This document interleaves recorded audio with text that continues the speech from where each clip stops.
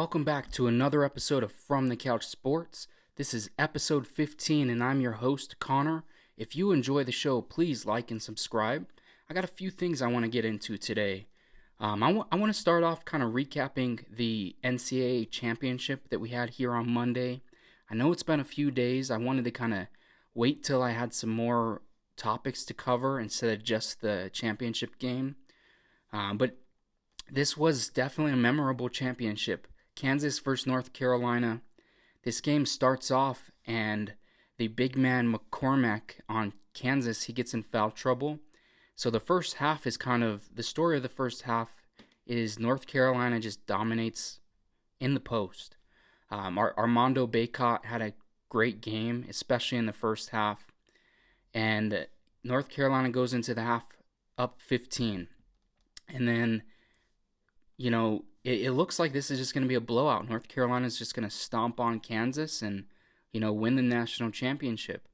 But Kansas came out in the second half, played a totally different game of basketball, and they came back. And not only did they come back, they were able to do enough to win. And this part of me just thinks that this game reminded me a lot of the North Carolina Baylor game. So the North Carolina-Baylor game, North Carolina was up 25 points. And then what happened is Baylor they put on this, this really aggressive full court press defense. And North Carolina wasn't necessarily trying to attack. They were really just trying to keep their lead. And, they running out the shot clock, taking low percentage shots at the end of the shot clock. And they let Baylor climb back in and tie the ball game and go into overtime. And thankfully, of course, North Carolina was able to pull that game off in overtime. But this Kansas game kind of reflected that similar, kind of timidness in the second half. They were, instead of being aggressive trying to put this game away and win the national championship, which they were in position, they could have blown out Kansas. They let Kansas creep back into the game. They started the second half kind of flat. Armando Bacot, he struggled a lot more with McCormack in the post when he wasn't, sitting with foul trouble. And then Bacot also got injured towards the end of the game, I think with like 40 seconds left or something like that. And then Caleb Love, kind of the hero of North Carolina. The reason that North Carolina was in the championship game, for sure, he was their best player by far in this tournament. He kind of fell flat in this game. It seemed like the shots that he was shooting the whole tournament just weren't hitting. I know that he rolled his ankle earlier in the game as well, so I don't know how much of that played a factor into things. But it resulted in a very close game, and then kind of down to the wire. There was a little bit of back and forth, and North Carolina was still in it, and then they just kind of fell flat.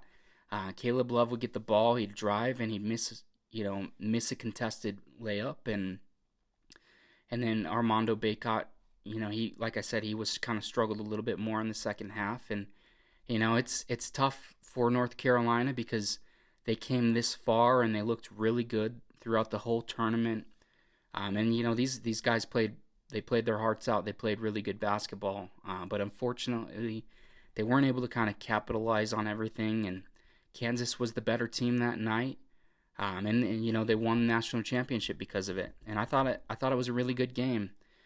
Kansas ends up winning by 3. They got a lot of guys that played really good. Remy Martin, he came in and he just hit huge shots. He had a couple corner threes that were just money, and they just took over this game in the second half. It was like this game was really the story of two halves. You had the first half that was all North Carolina, and then the second half was almost all Kansas. And if you're gonna play basketball in that story of two halves, you want to take the second half because no matter how the first half goes, if you play well enough in the second half, you can come back from a deficit and you can win the game. Where if no matter unless you put some crazy absurd lead up in the first half, your team that you're going against may have an opportunity to kind of come back. But so that was a tough break for North Carolina. Although going to the national championship as an 8 seed is impressive as it can be. And then Kansas get in their chip. That was great to see. And then kind of moving on, we have a few other kind of moves in the NFL, and I want to talk about some UFC coming up this weekend. So the big move this week happened. I would say it's somewhat of a big move, not a major, not a blockbuster trade, but also like a pretty big trade. This is first round picks. So the Saints, they received the 16th and the 19th pick, as well as a 6th rounder. While the Eagles, they get the 18th pick, a 3rd rounder this year, a 7th in 2023, or actually I think it is a 7th this year even, a 2023 first round pick, and then a 2024 second round pick. So basically, the Eagles end up, they give up one of their firsts this year. They get another first yet next year, which, a lot of experts are saying is going to be a really deep draft class. And then, they still maintain their 2 picks in the first round, and they also add a second in 2024. I really like this trade for the Eagles. I think they probably won this. They were in an odd position with 3 first-round picks. Do you take 3 guys?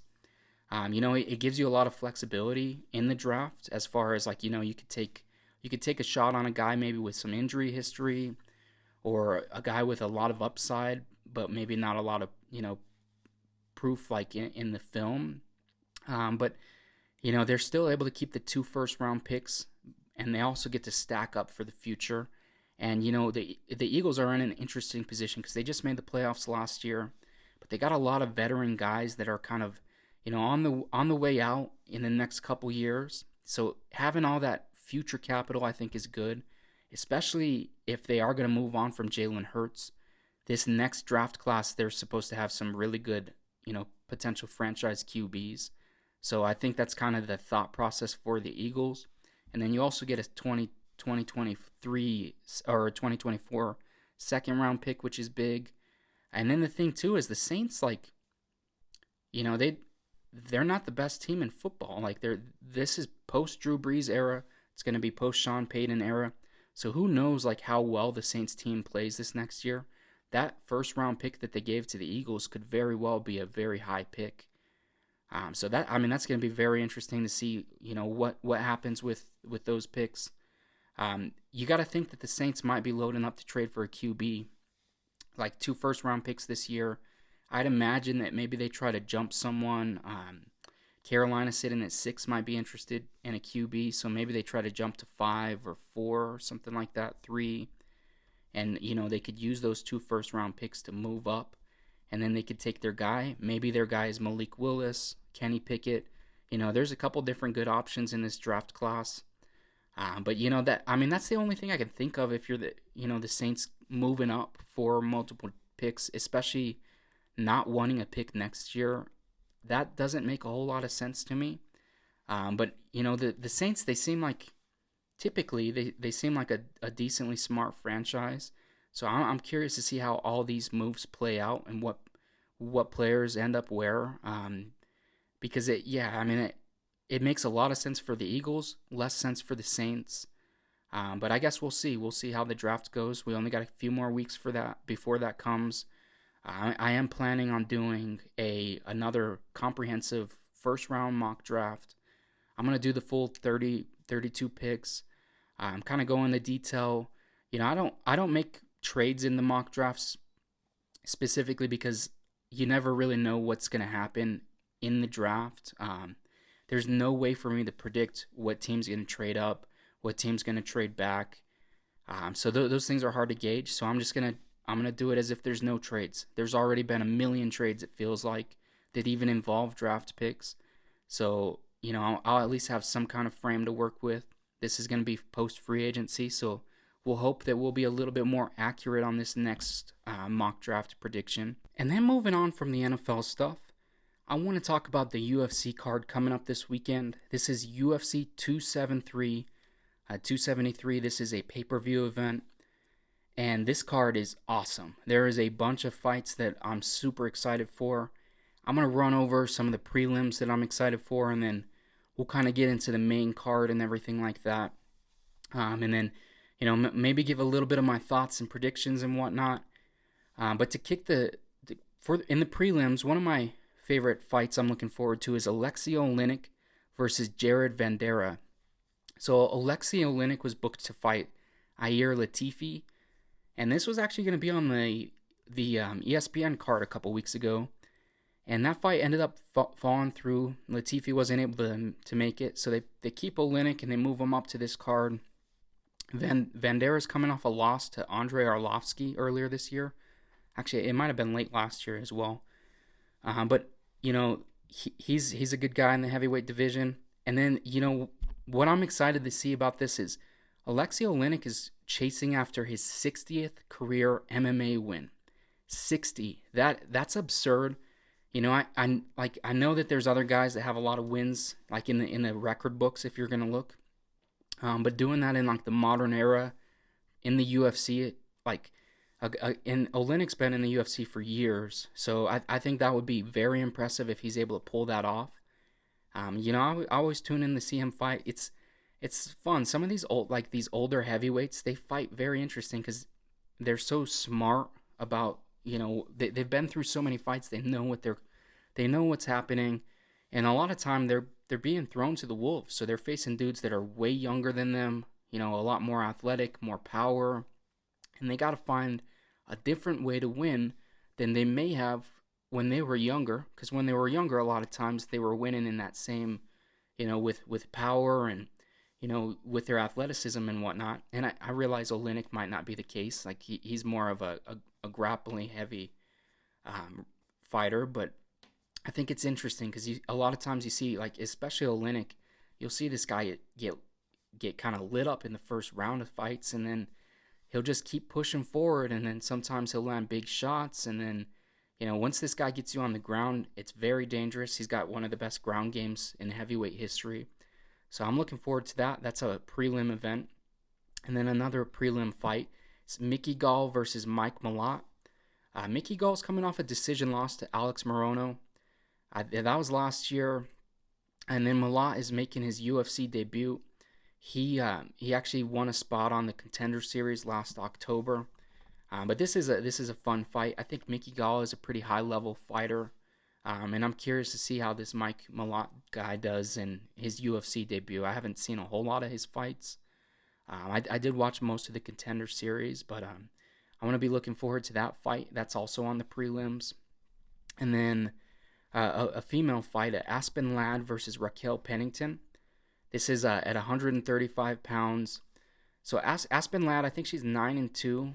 Her only losses are to Norma Dumont and GDR, Jermaine Durandame.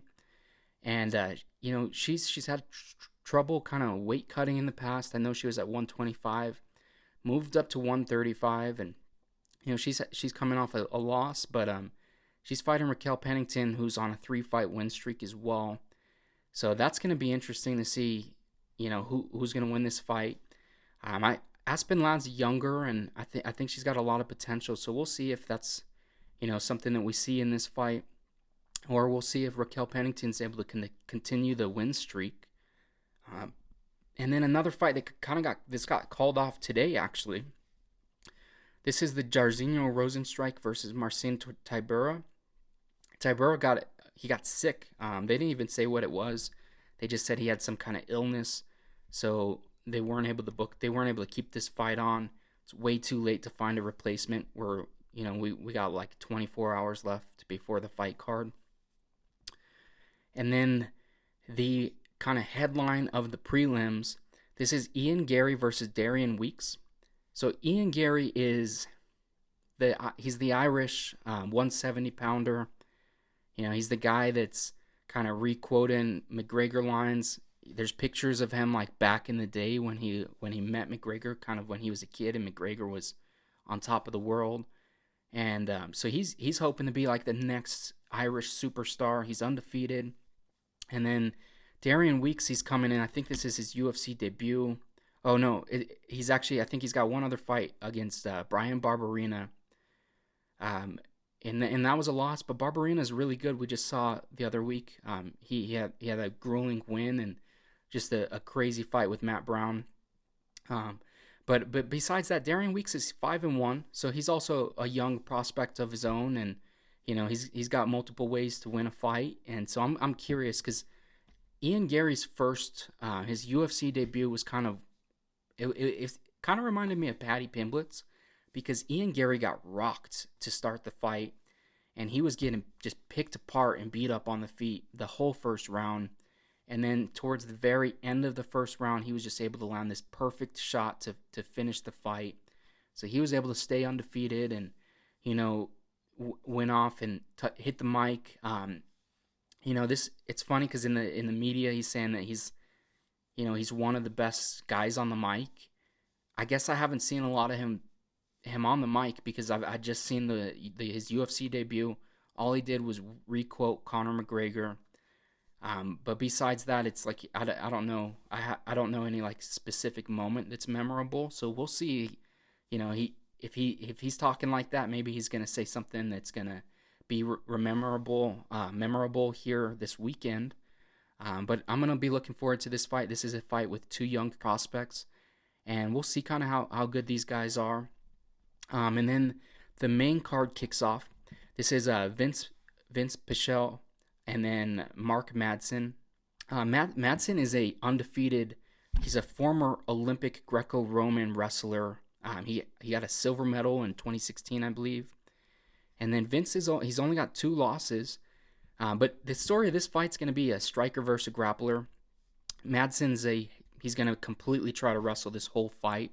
I guess he could come out and try to strike, but it looks like going into this, it looks like it's a traditional striker versus a grappler. Vince he's a very good striker too, so I'm curious to see how that goes.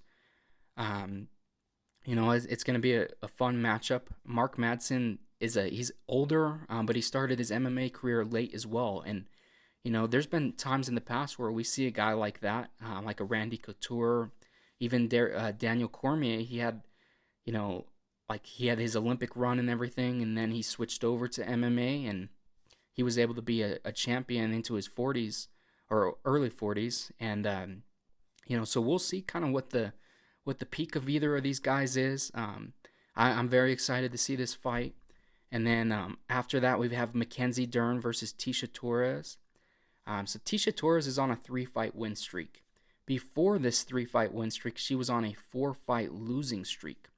So she's kind of transformed her career from what it looked like. She was kind of on the downwards of her career, and at one point she was like competing for the belt and everything. But now she's climbing back up the ranks, and she might be a fight or two away from being in that title contention once again.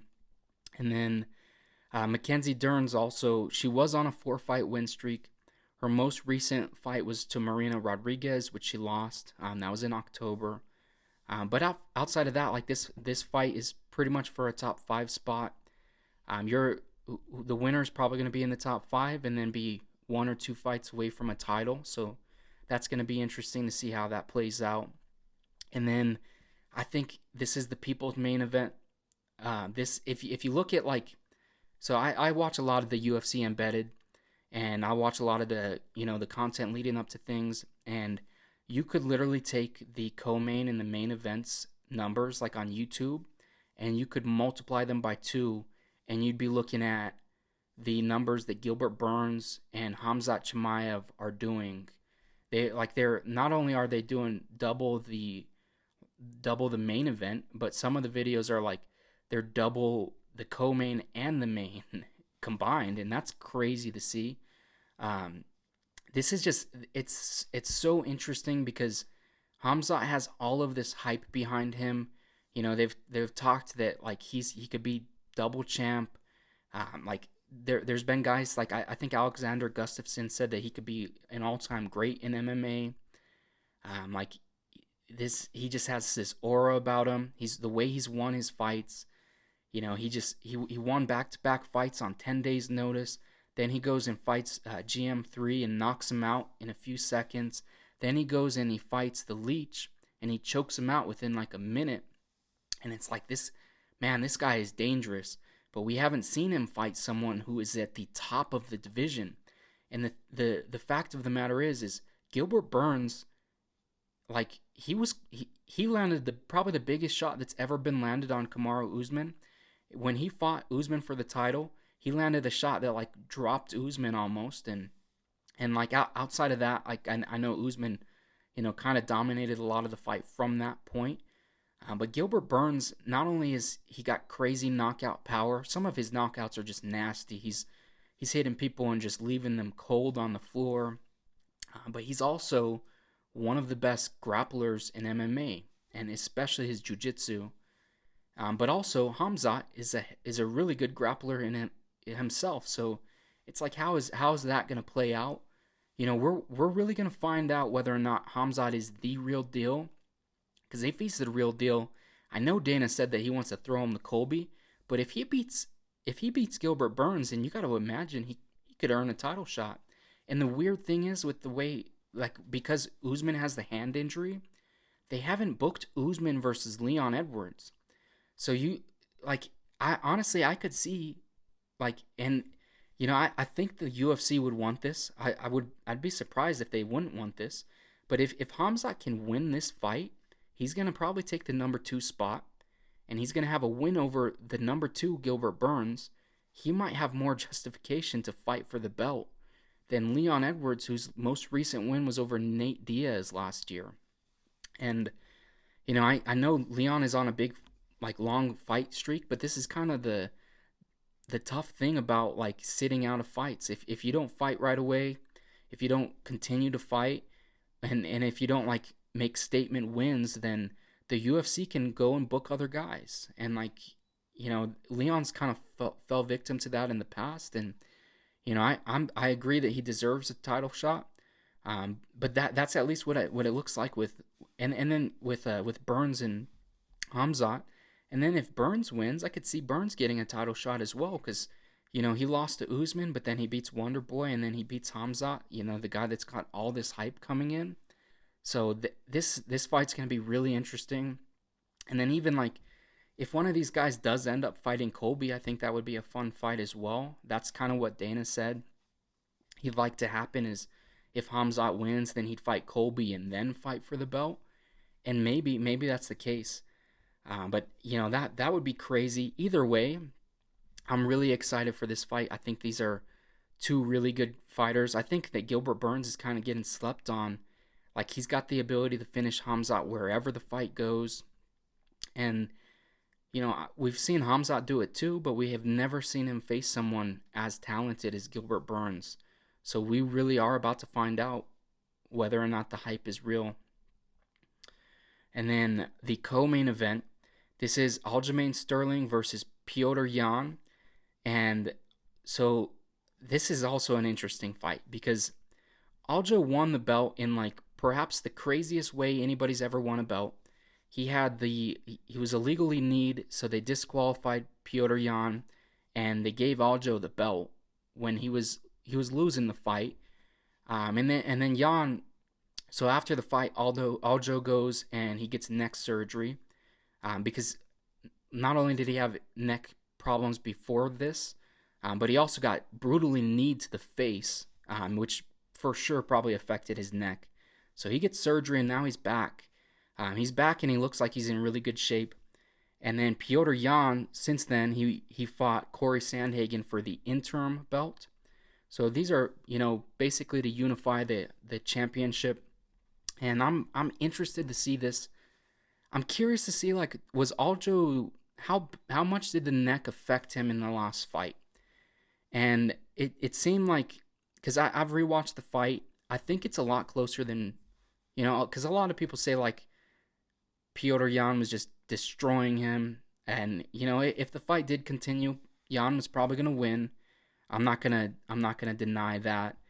And, Aljo's, his strengths were kind of offset. He wasn't able to get any kind of takedowns, and then when it comes to standing up, he's not as good as Yan.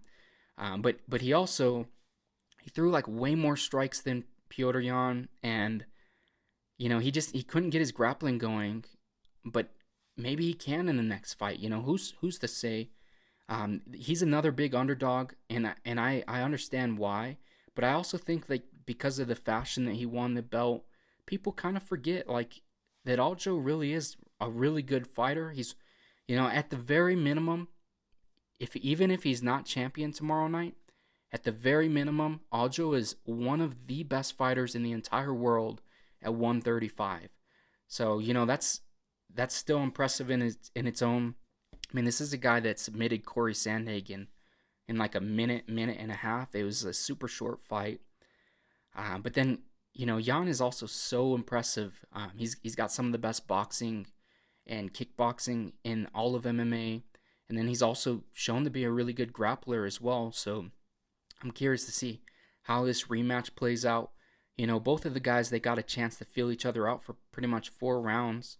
So we'll see how does that experience kind of lead up into the next fight. And then that comes to the main event. So the main event is Alexander Volkanovski versus the Korean Zombie. And I think this is also an interesting fight. So in my opinion, Volkanovski is one of the pound for pound best in the UFC. You can't deny, like, I get that there's arguments over whether, how the judges scored the fights with Max Holloway. But regardless, he's got the W on the record book. That's what ultimately is going to matter. And then he had a very dominant win over Brian Ortega outside of like the one round where he almost got submitted. But going into this fight, this fight was supposed to be Max Holloway 3. He fell out for an injury, and then they delayed the fight. So the Korean Zombie ends up fighting for the belt. He's coming off of a win over Dan Ige. But it's interesting because people want to talk like this MMA math thing. They want to say like, the Korean Zombie fought Brian Ortega and he just got pieced up on the feet. And that's true. That definitely did happen. But also, like, he looked really good in the next fight after that. And that's not always how MMA math works. Just because one guy dominated you in one aspect doesn't mean it's going to play out the same way versus the next guy. Just because Ortega was that much better in this fight doesn't mean that Volkanovski is going to be. But I mean, ultimately, I'd say I'm leaning towards Volkanovski being the winner of this fight. The Korean Zombie's still a very talented fighter, though. He's got a good jiu-jitsu game, and he's good stand-up as well. And then he's very hard to put out of there. And Volkanovski's actually struggled to kind of knock people out as of late. So we'll really see. We'll see how this fight plays out. Could Korean Zombie shock the whole world, or is Volkanovski just going to get the next gem in his belt, basically? Like, is he going to go further? And there's been talk of, like, who's the featherweight GOAT. I think Volk is even willing to say that it's Aldo right now, but if he keeps stringing together wins and title defenses, then he very well might make the argument himself.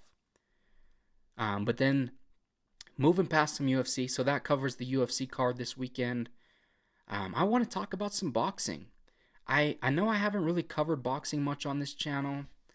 I love boxing. The thing is that I just have criticism towards boxing, because the thing I love about the UFC is we consistently get the best guys fighting the best guys. Boxing does not feel like that at all. You have the one-offs for sure. Sometimes you do get the Deontay Wilder, Tyson Fury matchups. But a lot of other times you don't. You get, the main guy versus someone smaller. And, in boxing, they've changed this. Floyd Mayweather's kind of changed things, because it's been about money and it's been about not losing ever. It's been about money and it's been about never losing. And what this has done is it's made guys hesitant to fight each other because they don't want to drop a L on their record. They don't want to go 20-1. They want to go undefeated 50-0 because Floyd has set that kind of standard.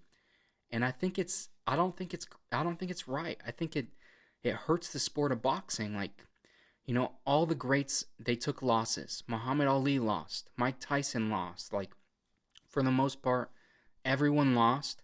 And the great thing about boxing is these guys that are truly legends of the sport, they were able to overcome those losses and become champion again. And I think that's what makes boxing special. And when you get guys that don't want to fight each other, it's kind of not as fun, honestly. And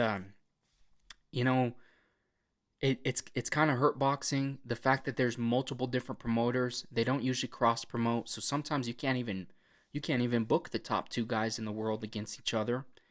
And then there's 1,000 different belts. It feels like, and it's like there should be a couple belts. I understand, but like you don't need all these belts.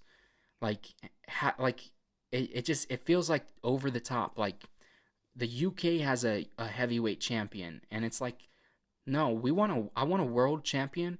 Like you can have a WBO champion. I get the Ring Magazine champion. My favorite, like I think that the one that means the most is the lineal champion because you're the guy who beat the guy. And to me, as a fan of boxing, I think the interesting thing is like you could take the heavyweight lineal championship and you could go back 100 years. And because boxing is, a big sport, a lot of those fights, even close to 100 years ago, you can still watch to this day, like a Jack Johnson fight, and a lot of Ali's fights. You can still watch them on YouTube, and I think that's what's really fun about boxing. But we've kind of lost a lot of that lately with the way that boxing has gone. But I'm interested this weekend specifically. We've got a lot of good boxing fights. Maybe not like the best of the best versus each other, but there's a couple really talented fighters that I'm looking forward to seeing. So Triple G is fighting Murata. He's fighting on DAZN, and this fight's like taking place early morning Saturday. I think it's in Japan. It's in a different country, so like this fight it's starting at like 6 a.m. East or 8 a.m. Eastern or something like that. But Triple G, he's 40 years old. He's a legend of the sport. He fought Canelo twice. His only loss is to Canelo in the second fight. The first fight, a lot of people, say was a controversial. It was labeled a draw, but a lot of people thought Triple G won that fight. And then, so if he gets past this fight, and then if Canelo wins his next fight, then the rumor is they're gonna rematch for the third time, which would be huge. That would be a massive fight. It is like, Triple G's 40 now. I think they fought in 2018 was the last fight, so he was like 36. So this is like he's way older now. But he's still been winning his fights. He's only lost once. And then the guy he's fighting, Murata, he's 16-2. He's a Japanese fighter, and this is for sure the biggest fight of his career. So he's looking to make a statement by getting the biggest win of his career. So I'm curious to see how that one goes. And then later in the night, this is also on DAZN. Ryan Garcia fights. I'm gonna try not to butcher. It's Emmanuel Tago, and so Ryan Garcia, he hasn't fought since 2021. It was in like January. It's funny because they're posting like this is his comeback fight, and it's like, dude, you took a year and a couple months off. That's not even that much. A lot of fighters take a year off in between fights. But his last fight, he fought Luke Campbell, and this is his first fight that I've seen him kind of face adversity. He got dropped in one of the early rounds, but he was able to bounce up real quick, and then he was able to finish this fight by TKO. And for Garcia, I'm really interested to see how he progresses in his career. I know he's really young. I think he's 23 or 24, but you can't deny that the talent is there. He's got crazy fast hands, and he's got power in both hands as well. The thing is, we have not seen him face high level competition, and this is for a guy that's been calling out Tank Davis and all these other names. Like he was just talking because George Kambosos was, he was trying to book the fight with Devin Haney, and Ryan Garcia came in saying that he's the biggest fight for George to make. And it's like I get what he's like. He might be the biggest name technically, probably outside of Tank, but also it's like you haven't been fighting people like these are guys that have belts and stuff, and like Ryan Garcia hasn't moved up the chain enough, beating the guys that he needs to beat to justify fighting the guy with multiple belts. So that's my take kind of on the Ryan Garcia thing. Emmanuel Tago is 32-1 in his career boxing. The only fight he's ever lost was his very first boxing fight boxing match was in 2004, I believe. So this is a guy who hasn't lost in like 15 years, and I mean a lot of people are saying that this is like a tune-up fight for Ryan Garcia, just to kind of get him back in the ring and get some more rounds under his belt. But it's also like this guy is no joke that he's facing, and could we potentially see an upset?